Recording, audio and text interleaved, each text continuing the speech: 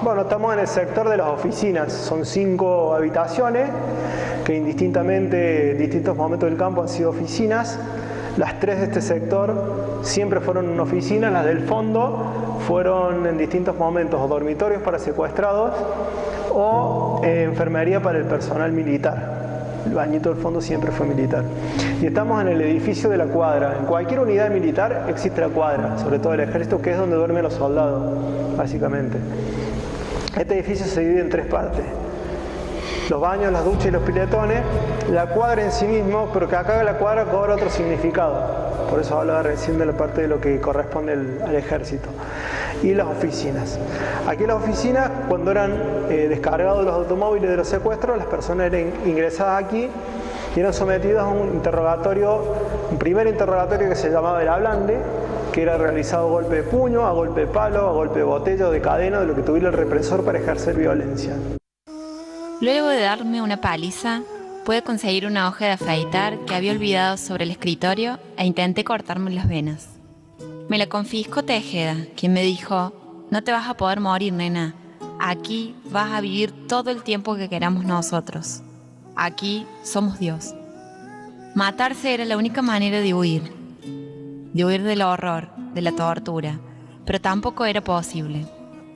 Poco a poco me daba cuenta que a pesar de todo lo que luché desde que me secuestraron, no había posibilidades de huir, ni de matarme, ni de esperar un juez, ni un abogado.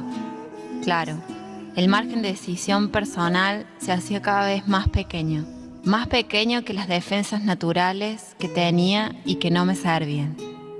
Había croquis colgados en las paredes de una de las oficinas que mostraban dónde había que golpear para ejercer mayor efecto y poder quebrar la voluntad de esa persona.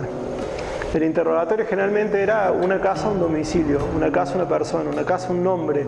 O sea, era que la persona diera otra casa y otro nombre para poder seguir produciendo secuestro.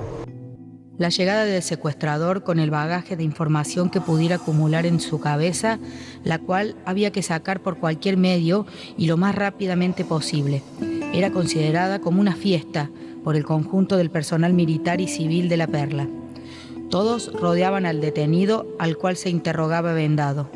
Primero se lo intentaba ablandar, hablándole del rol que cumplían los oficiales jóvenes como salvadores de la patria, o bien se utilizaban golpes de puño, palos, patadas, amenazas, gritos, etc. Durante bastante tiempo las paredes de las oficinas mostraron las manchas de sangre seca o marcas de pisada. Posteriormente, el detenido era llevado a la sala de terapia intensiva. Los secuestrados eran obligados a hacer, a dejar de, eran compelidos, dice la justicia, a hacer, dejar de hacer o tolerar cosas que en su vida habitual no tolerarían, que es un agravante para las penas. Y en este caso muchos eran obligados a transcribir material en máquinas de escribir en aquel momento. Las oficinas se llaman porque acá era donde se procesaba toda la burocracia del campo. Bueno, estamos en la cuadra propiamente dicha, acá luego de pasar por las oficinas y la sala de tortura. Los secuestrados y las secuestradas eran arrojados en colchoneta de piso, en algunos casos en colchonetas en el piso, en algunos casos atados de pies y manos, todos con los ojos vendados, con la expresa prohibición de hablar entre ellos, transformado en un número que se les había impuesto en las oficinas. Estas construcciones que ustedes ven acá no estaban, son placares que se construyeron luego para el servicio militar obligatorio, que siguieron funcionando como placares para el servicio militar voluntario. Era un lugar que estaba absolutamente pelado. En los momentos más duros del campo estamos hablando de 150 personas a la vez por día. Estamos hablando de un número muy muy grande, solamente en la cuadra, como yo ya les expliqué que no había otros lugares como las oficinas del frente y como la Perla Chica, que es una dependencia que está cruzando la ruta de este mismo campo, había otro secuestrado. Y en otros lugares de Córdoba, como la comisaría séptima y la comisaría novena, había otros secuestrados que estaban en manos del mismo personal de la Perla, a la espera de llegar a la Perla en sí mismo y a la cuadra. Ha pensado esta situación en lugares transitorios de detención como Canal 12, como el Observatorio Astronómico de Córdoba. Seguramente habrán escuchado hablar de la teoría de la fábrica militar. Las fábricas militares siempre tienen este velo de sospecha de haber sido un lugar de detención de personas, transitorio, permanente, ¿no? La Perla. Era una dimensión ilegal. Allí no corrían los derechos individuales, la dignidad humana, las leyes.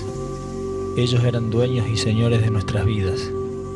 No existían pruebas y defensas capaces de demoler sus acusaciones.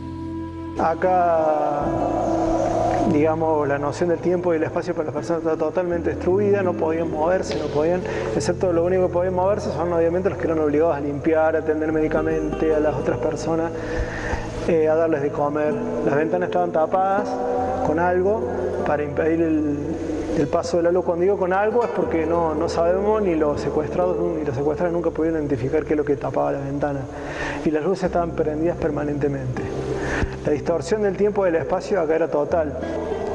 Es el lugar que más relatos genera, es el lugar que nos permite identificar a personas por el lugar que ocupaban en las colchonetas de paja en el piso. Es el último lugar que se ha visto con vida, donde se ha visto con vida a personas con ojos amistosos. Obviamente los últimos que lo vieron con vida fueron los ejecutores.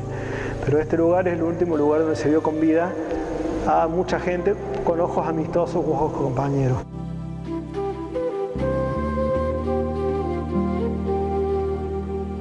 Bueno, estamos en las duchas, que es parte de lo que es la parte de los piletones, los baños y las duchas. Esto es también parte del proceso de lo que las personas podían hacer o dejar de hacer, no por voluntad propia. Después de pasar un día o un par de semanas, esto depende de quién lo cuente, la percepción de las personas, la gente era traída a darse una ducha acá. Y esta es la frase textual, eran traídas a darse una ducha. Cuando se dieron las condiciones, supimos aprovecharlas para hablar. Y en los días sucesivos, cuando ya podía moverme, nos las ingeniábamos para correr nuestras colchonetas y acercarnos. Tiempo después, nos tocó bañarnos juntos. La Perla se llenaba rápidamente de prisioneros. Era un baño con duchas colectivas, muy grande. Éramos 5 o 6 compañeros de infortunio. Nos sacamos las vendas, nos miramos. Se levantaban la venda y se encontraban con esa persona querida con la que pensaban que ya había muerto. Entonces se da en varios de los testimonios que las duchas son el lugar donde podemos identificar a otra gente que no fue vista en ningún otro lugar de la Perla. Fue vista acá en las duchas y sabemos por eso que ha estado en la Perla. ¿Ah? Al fondo había una imagen que nosotros podemos relacionarlo con los campos alemanes de los nazis de la primera mitad del siglo XX, que es la pila de ropa. Había una pila de ropa o 2 pilas de ropa, o una pila de ropa y una pila de zapatos, o un canasto con ropa o un canasto con zapatos, depende de quién lo cuente y el momento del campo. Esos zapatos y esa ropa era producto de la gente que iba siendo llevada al fusilamiento clandestino. Le permitió a mucha gente volver a abrigarse y volver a tener un par de zapatos, y le permitió a algunas personas reconocer el paso de gente por la Perla que no está reconocida en ningún otro lugar.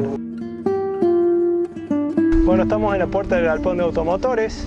Esto básicamente era un taller de arreglo de automotores. La funcionalidad básica era esa, sigue siéndola después. El arreglo del parque automotor del campo de concentración para que los autos corrieran más rápido. Se le cambiaba la chapa patente para que no pudieran ser reconocidos, se les cambiaba el color en algunos casos. Se reciclaban los autos de los secuestrados, o sea, un secuestrador secuestró con su auto, ese auto venía acá y era reciclado para seguir siendo utilizado en otro secuestro, para que no pudiera, digamos, para seguir poniéndole más, un manto más de confusión al asunto. Y los camiones. Acá también se utilizaba mano de obra esclava de los secuestradores y las secuestradas que limpiaban los autos, los arreglaban, los mantenían. Esparcidos por todo el galpón de automotores estaba el botín de guerra. Esto que quizás han visto algunos en la película Arreyo Olimpo. Los televisores, las joyas, las obras de arte, electrodomésticos, los automóviles, propiedad de los secuestrados, que se robaban cuando hacían allanamientos en domicilios. Y con el movimiento de dinero que generaba este mercado negro de bienes de desaparecidos, se abrió en algún momento una financiera fantasma que se llamaba Condecor. Fantasma, los términos que no se sabía quién era el dueño, pero que todo el mundo sabía que existía Condecor porque vos pasabas por el centro y estaba Condecor. Que era toda la plata que movía Condecor financieramente, por lo que fuera, era resultado del movimiento de dinero del tráfico de cosas acá.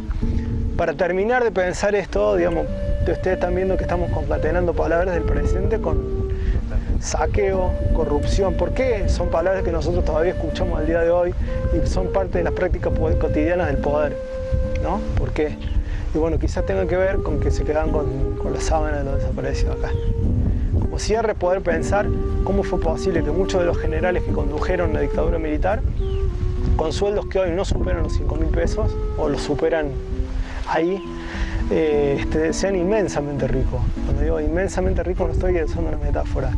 Gente con cuentas cifradas en Suiza, gente con 5 o 6 departamentos en zona norte de Buenos Aires, con yate.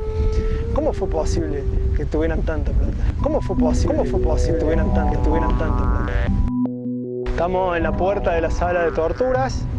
A este lugar, luego de pasar por la oficina, la gente era traída para terminar de quebrar la poca resistencia que hubiera tenido en las oficinas. Se lo sometía a paso de corriente eléctrica por el cuerpo o se le hundía la cabeza en un tacho con agua putrefacta hasta que no aguantara más la respiración. Me trasladaron a una sala. Estaba de pie, me caía por las heridas producidas por tantos golpes y por la caída del auto y la imagen de mi marido ahí, muerto. Apareció otro hombre gritando que habían encontrado mi ficha, que les había sido entregada por el decanato de la Facultad de Derecho. Me llevaron a la rastra, a la sala de tortura, situada al lado del hangar de los autos viejos, y donde también hay establos, para lo que hay que cruzar un patio desde el edificio central. Me desnudaron, me ataron el elástico de una cama, me aplicaron 2 picanas, una de 220 en el cuerpo y otra de voltaje inferior en la cara, también en los ojos, labios y cabeza. Después me llevaron al establo, a pocos metros de la sala, ahí, de la sala de tortura. Entonces pude ver a Jorge, mi marido. Me permitieron besarlo, pero no cerrarle los ojos. Esta violencia extrema hacía que ya la poca resistencia que hubiera habido de parte de la persona fuera totalmente pulverizada, ya no había posibilidades. También uno de los espacios simbólicos del campo, es una piecita de 2 metros por 2 metros, una piecita chica pero que resume en esos 2 metros todo el significado.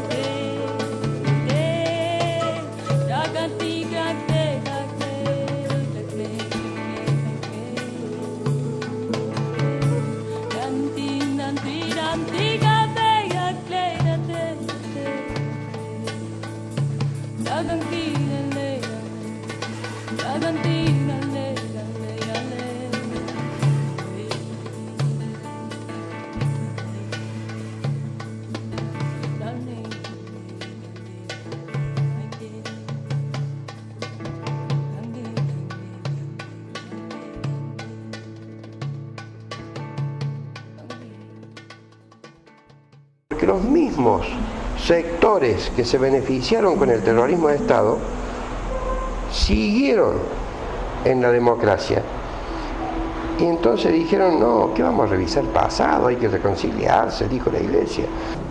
De justicia de hablar relativamente, 34 años después, yo diría una suerte de reparación a los familiares de las víctimas y a nosotros mismos como sociedad.